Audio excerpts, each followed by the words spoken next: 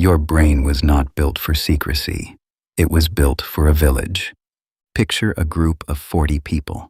That was the size of a typical hunter-gatherer band for most of human evolution.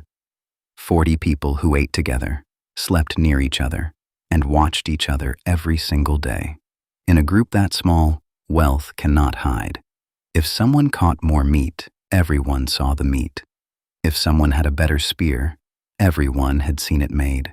There was no vault, no account number, no password. Your ancestors lived inside an economy of total visibility. Why does that matter now? Because your brain did not get an update when money became invisible. The anthropologist Robin Dunbar spent decades studying how human social groups function, and he found something remarkable. Roughly 60% of everyday human conversation is gossip, not idle chatter. Gossip specifically about who has what, who did what, and who deserves what. Dunbar argued that gossip evolved as a tracking system, a way to monitor resources and reputation in a group too large to watch with your eyes alone. Gossip was, in a very real sense, your ancestors' version of a credit report. Here's the strange part. That tracking system depended on information flowing freely. It only worked because wealth was visible. Take away the visibility, and the tracking system does not turn off. It just starts running on guesses. Think about what that means for you, right now, today. Every time you scroll past a vacation photo, a new car, a renovated kitchen, your brain is doing exactly what your ancestors' brains did around a fire 40,000 years ago. It is trying to rank you. It is asking, silently and instantly, where do I stand? But your ancestors had real data. You have fragments, a photo, a caption, a highlight reel with all the debt and all the anxiety edited out. Your brain treats the fragment like it treats the whole picture, because for most of your evolutionary history, that was a safe assumption to make. So what happens when you give people back the real data?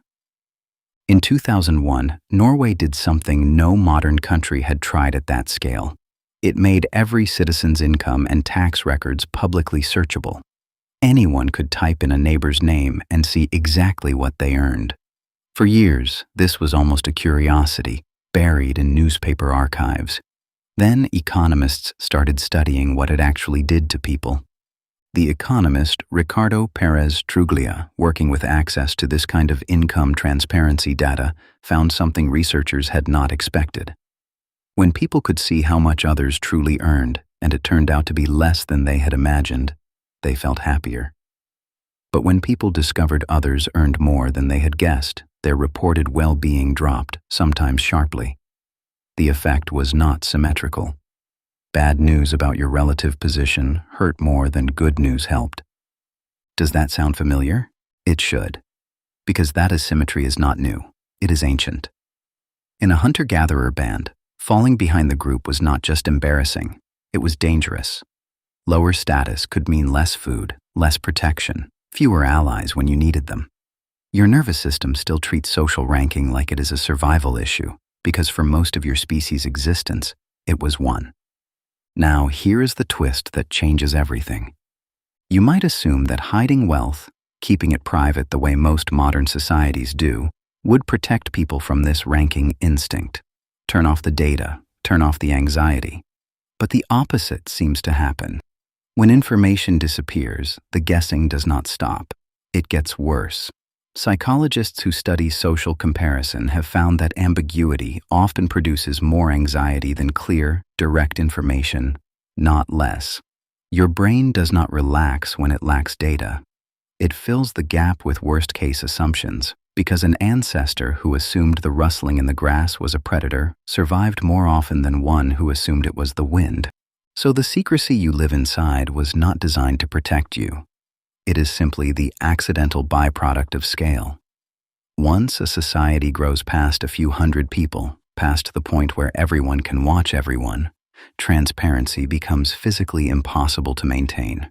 Wealth stops being something you witness and becomes something you infer. And your ancient status-tracking brain, the one built for 40 people around a fire, keeps running the same program on a world of 8 billion strangers. There is a researcher who captured this gap perfectly.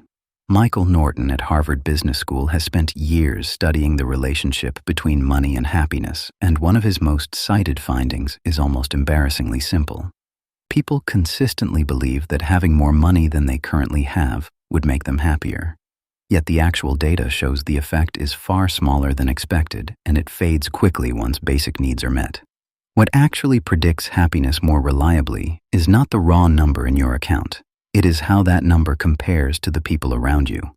Relative position, not absolute wealth, which is exactly what your evolutionary wiring would predict, because for nearly all of human history, absolute wealth barely existed. Everyone in your band had roughly the same amount of everything. Status was the only currency that truly moved. So think again about that photo on your phone, the house, the beach in Bali. Your brain is not malfunctioning when it reacts. It is doing precisely what it evolved to do, with precisely the wrong kind of information. It evolved for a village where the data was complete and immediate. It is now operating in a world of 8 billion strangers, fed only the highlights, and asked to calculate your rank from fragments. No wonder it feels unstable.